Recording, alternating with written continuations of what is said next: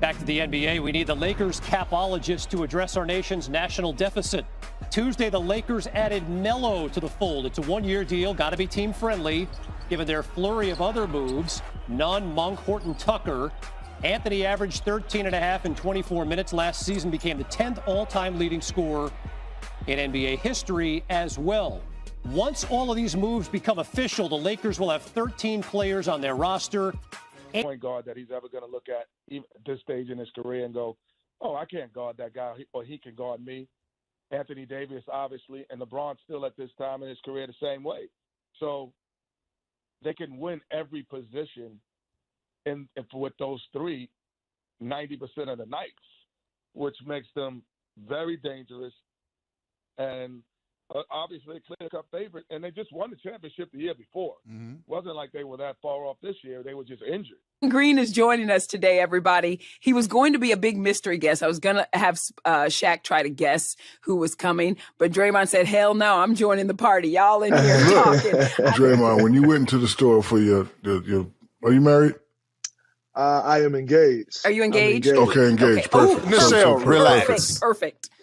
Perfect. So, Draymond, when you went to the jewelry store and you was buying your lovely fiance a wedding ring, did you ask about the carats, or did you just look at something and be like, that's nice, I can afford that, she would love that? Because Michelle seems to think that we ask about carats rather than what looks good. No, it was more about the actually for me it was more about the color and the clarity more so than the carat. Mm-hmm. Well, that's true. That matters. Thank you.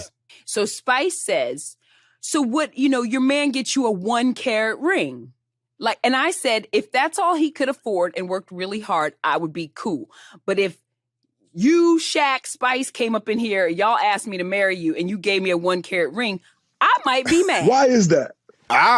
Thank you, Draymond. Y'all all chose violence today. We just want to know.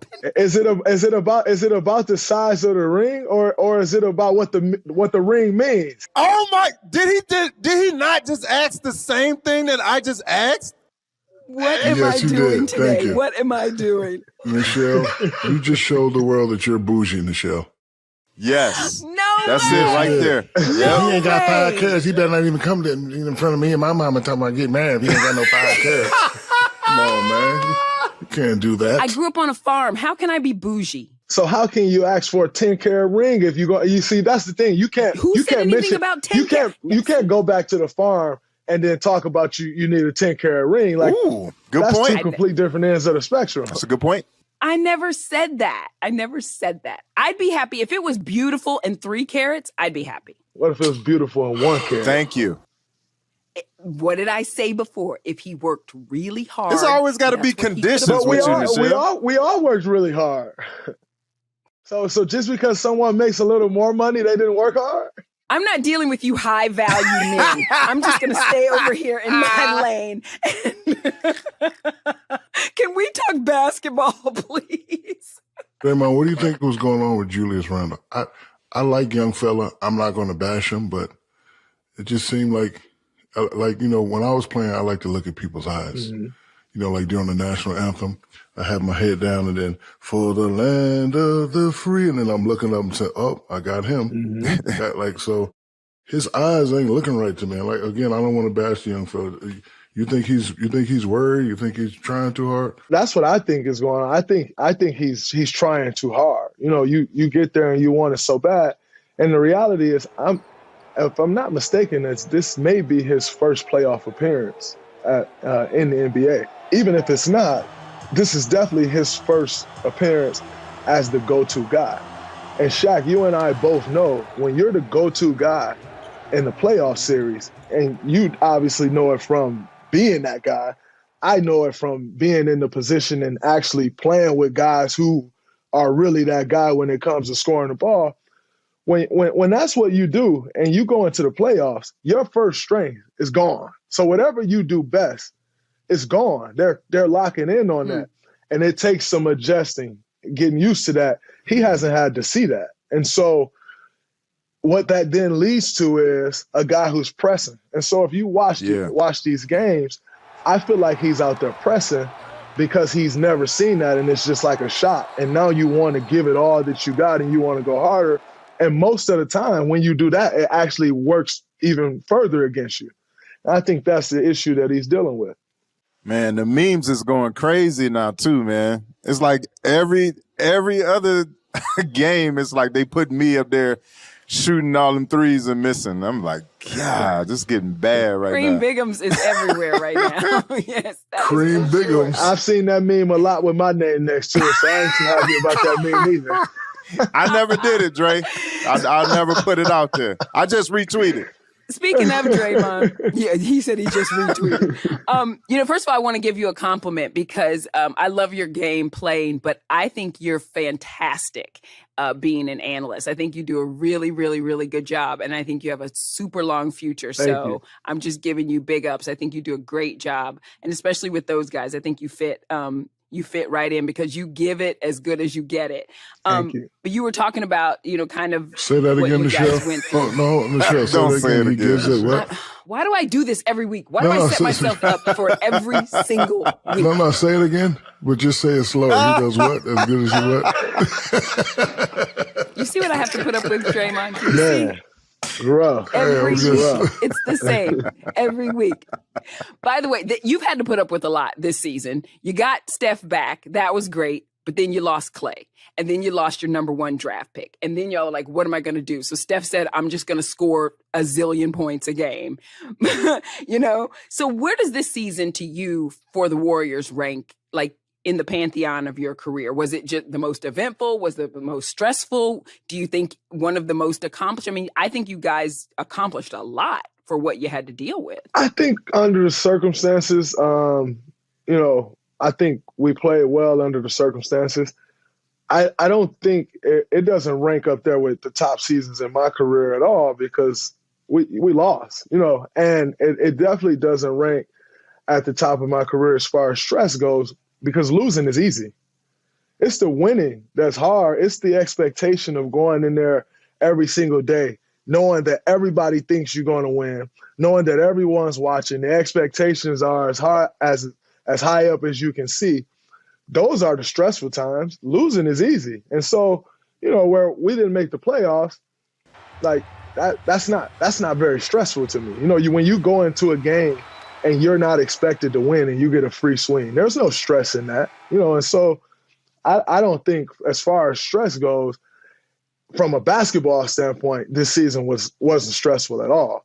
From a overall standpoint, it was extremely stressful with all the COVID testing and all of those different things, no fans. But from a basketball standpoint, you're not expected to win. Ain't no stress in that, which is why you can see guys play great on terrible teams. And then they go to teams where the games are meaningful, and all of a sudden you don't recognize the player because losing is easy. Yeah. Yeah, that's very true. That's interesting. I want to ask both you and Shaq, because you've dealt with Draymond for the past couple seasons, like big injuries to big-time players. Shaq, you had to deal with that with people on your teams. What's that like watching one of your teammates go through and try to battle their way back? I mean, mentally, it probably is even harder than physically. You hear that with football players a lot, Spice. Like, you have come back from a bad injury, you might be fine, but that first, the first hit, you got to get in your head mentally. You got to get back. So what's that like watching, your teammates try to battle back? For me, it was the starting all over process because you're on top, you're winning, boom, boom, boom. Then one of your guys go down, now you're back to being regular. You're back to being Clark Kent and Superman, and then you gotta wait. You're working hard. That's the hardest part. And that's what I mentioned earlier. Like all this stuff ain't guaranteed. So when you got the opportunity to go and get it, you gotta go get it. I know you asked a question, but I want to ask Draymond a question inside this question. MVP. What does most valuable player mean to you? Because I argue with Chuck and Kenny. They always seem to think it's the guy that's doing well, but his team has the best record. Because I got kind of bashed for saying Steph Curry is the MVP this year because he's the baddest boy in the league. They said, he didn't make the playoffs. I was like, I don't care he didn't make the playoffs. He the baddest boy in the league. Ain't nobody out there doing what he doing.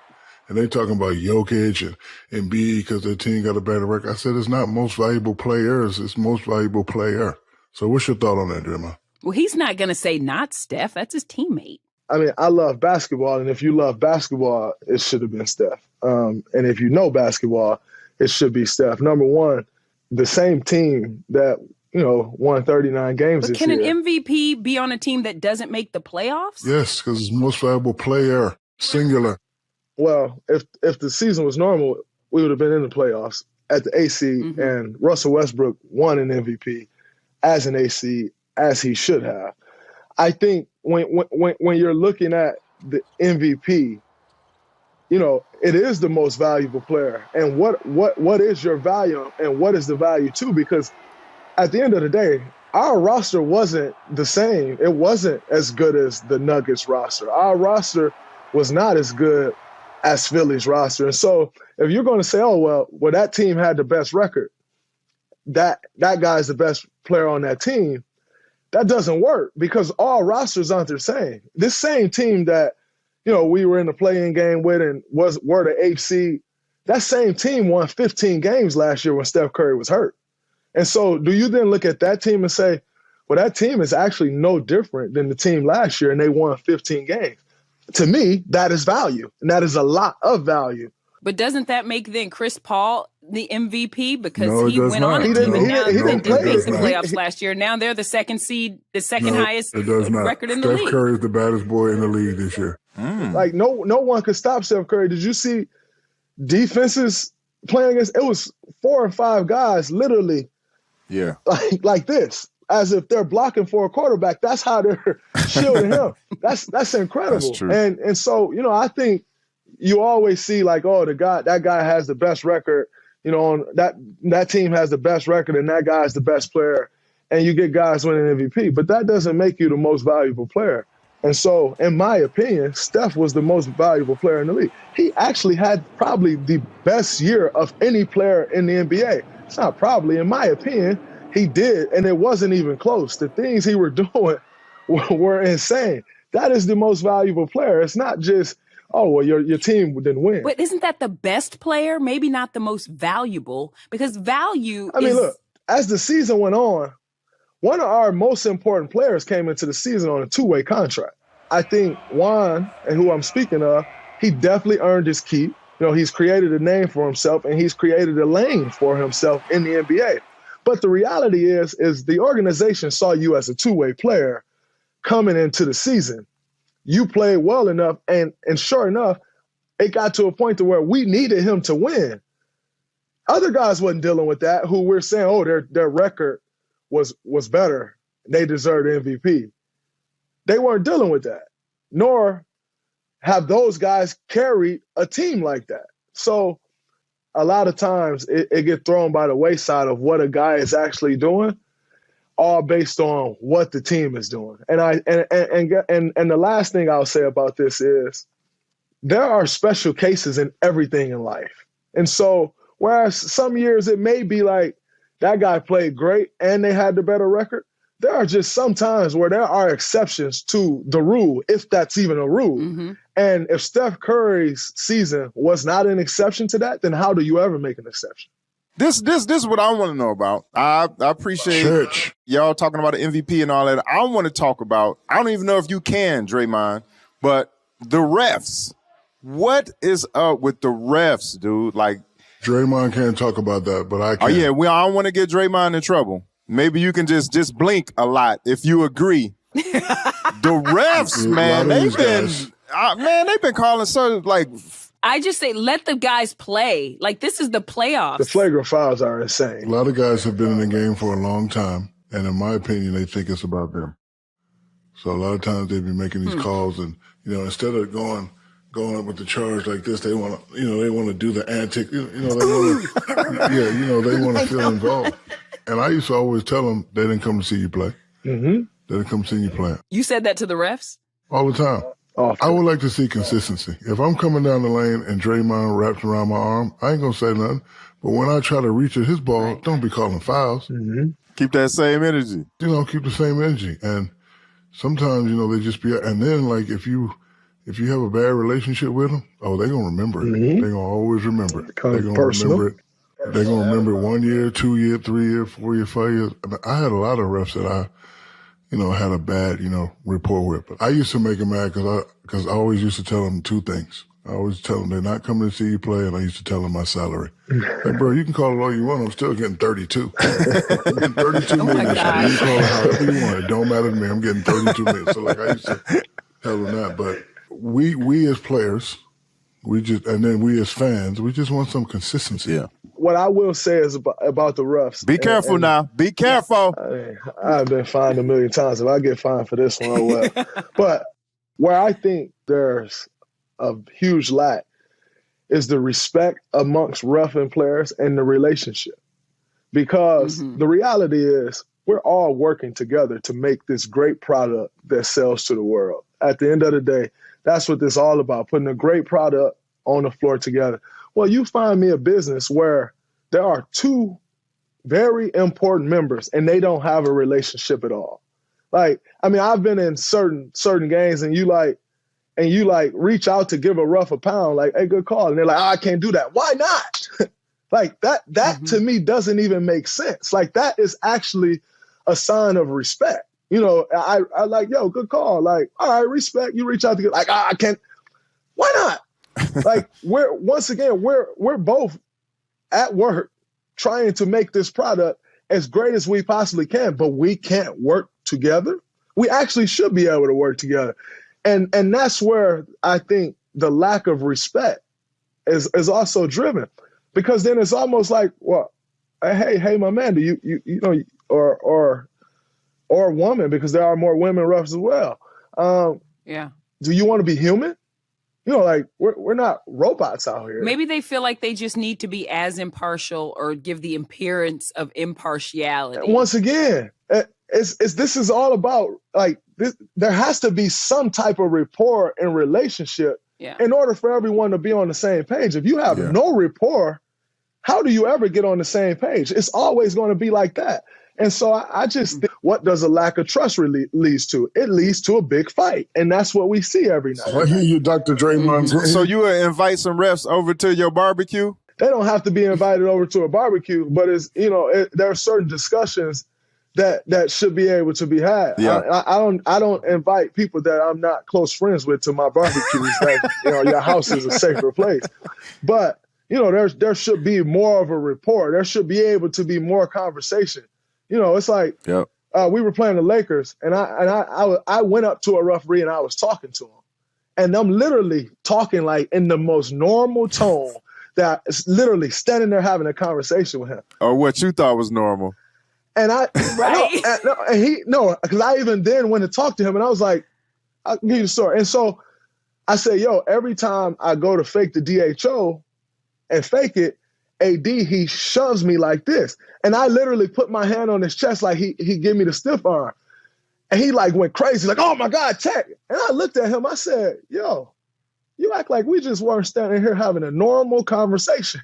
Like we're literally standing here, play over, everybody move. We're standing here having a normal conversation and you're gonna act as if I hit you. Like, come on, man. Like, has it always been that way, Shaq, or have you seen it evolve with the refs to this point? Because remember when like Chuck and who was it, Dick Pavetta, they would kiss and it would be like. I don't know about, well, actually Chuck likes kissing Dick. Oh my God. Oh my God. Chuck likes kissing Dick Pavetta. Can you say that again? Chuck likes kissing Dick Pavetta. But speaking of Chuck, I've only seen 3 players get away with talking to the ref crazy. Charles Barkley, Karl Malone, and Michael Jordan. Like and Magic Johnson, like those guys could say whatever they wanted to the ref. Guys like me and Draymond, when we start talking, we bad guys. We get texts. You just drove Spice out of the room, Shaq. I didn't say nothing wrong. You drove him right out the room. There's video that we're going to show that shows Chuck likes kissing Dick Pavetta. That is true. Thank you. Put the Pavetta on the end of that. Let me ask y'all about these fans, because I needed to take issue with what kind of you guys were saying. Now, I think heckling is healthy in sports. I'm a fan. I come from that. I think the back and forth, I love the Spike Lee back and forth. I think that's fun. I think it's fun for the game. But I don't know what has happened lately. It's gone to a level that is bananas. That's not lately. But Shaq, I heard you say we can't do anything. And Draymond, I think you were kind of saying the same thing too. I mean, so somebody's going to get hurt. Somebody's going to get hurt. This has been going on.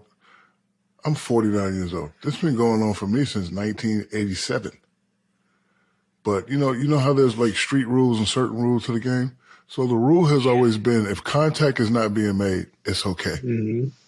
I know he threw the water bottle, but he didn't hit him. Now the one with Trey where you spit on him, that's a problem. Oh, that's a definite problem. But look, I don't. And then me, I like it. I like talking stuff to the fans. Tell your wife, meet me in the back. Like I used to do all that stuff all the time. But that's the issue, though, Shaq. If we say something like that today, we get fined. And so true. I think that's the biggest issue. Like the NBA has made it taken it so far left to where if a guy says "F you" and you say "F you" back, you get fined.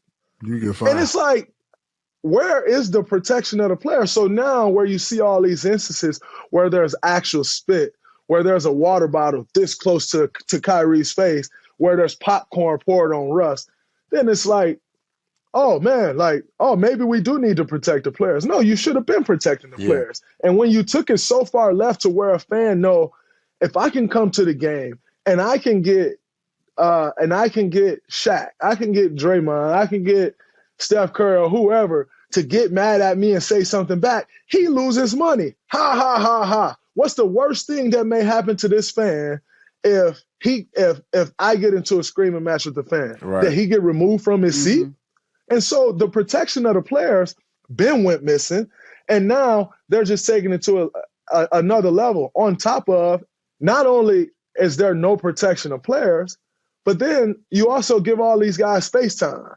You know, they're on TNT, the same channel that we're all on every day. They're on ESPN. They're getting their 5, 10, 15 seconds of fame, and that's all I need. And the only punishment is, oh, well, you can't come back to the game. Who cares? I agree. Like showing the guy, that threw the water bottle, all that, like pumping them up, I think can kind of be a responsibility of the media.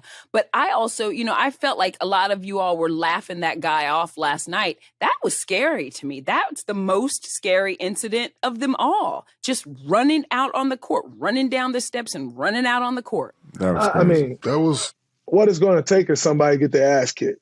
See Shaq laughing right now. Somebody get their ass kicked, they'll respond. What did Dwight Howard say to him, I wonder? They used to have this girl named Morgana. She had like some 96 double Ds, and she used to come on the court all the time and just pull her shirt down. Look her up. What? Morgana, a blonde. She used to walk on the floor every other game that she can get in, she'd do it. The part I don't like about it is when they say, oh, this guy's going to be banned. And I think that's fake. Let me tell you why. A regular-looking guy, okay, my name is Charles Jones. Charles Jones can't get tickets, but Spice Adams could get tickets, and then I can get tickets from Spice, and I could throw on a hat. I'll be right back in the building. Nobody would ever know. That's why I think sometimes you should show their face and let the whole world know, so in case somebody sees them again. But, all that stuff that he's been banned, look, you can always get tickets. You know why? It's called scalpers. Draymond, I want to end on this. Because you are the I said what I said guy. That's like, if I said what I said was a person, it would be Draymond. And earlier this season, you said you were the greatest defender to ever play the game. Now, other players took issue with that, some former players. But you said what you said. Hold on. First of all, as his older OG brother, let me stick up for him. Okay. That's what the hell you're supposed to think. Thank you. That's what you're supposed to think. He learned so I'm that supposed to think I should have a No, five you're supposed to think you're the best thing Entertainment Tonight has ever had. Listen. Exactly. Listen, he's supposed to think that. Not only that, we always get on people that don't have the hardware. Like, okay, yeah, you might be that, but you ain't got no ring. He got 3. He got G14 classification to say that. He learned that from us. We learned that from Magic. Magic learned that from Dr. J. So all these people talking about, that's their opinion. But like me, I'm the baddest big motherfucker ever, in my opinion. My opinion too, by the way. But they're going to say Will, Kareem, all that, and I'm cool with that. But me, when I was playing, that's how you're supposed to think. And that's what great minds do. Well, you changed the game because you were a different kind of big man too. I mean, it was different. Forget that. That's what you're supposed to say. So like, all these people when I make comments, like going at people, I try to make it a teaching moment. Like people try to make it a beefy moment, but I try to make it a teaching moment. When I heard that, I didn't have nothing to say because that's how you're supposed to think. And he got the G14 classification to say it. Man got 3 rings. Well, how come you so hard on these big men today then if they say some stuff like that? Because you know what? I'm trying to teach them how to be great. I'm telling Joel Embiid, yeah, you can shoot the 3 like Clay, but you got you got Wiggins on you. Back his ass down and jump hook him to death. Mm-hmm. Quit shooting the 3, man. Okay, you can shoot. I'm happy for you, but you got a little guy on you. We trying to get that number 1 seed. We trying to get the player. We trying to get you a ring so that you can really be a great big man. Because being a good big man ain't good enough for me. You got to be great. Mm-hmm. And I only respect greatness because you know what? When I was good, they used to kill me. Kareem said one time, hey, Shaq's averaging 38, but they ain't won nothing. Mm-hmm. They get swept every year. And I couldn't say nothing back because he had G14 classification, and he was right. Yep. Every time me and Kobe lost, we got swept. So, Shaq, you're averaging 38, and Kobe, you averaging 31, but how are y'all great if y'all ain't winning? Mm-hmm. And that's the only thing I be trying to teach these young big guys. So, go ahead, Draymond. How do you follow that? Dre? I mean, I appreciate that. But no, like Shaq said, number one, if you don't believe that about yourself, who believe in that?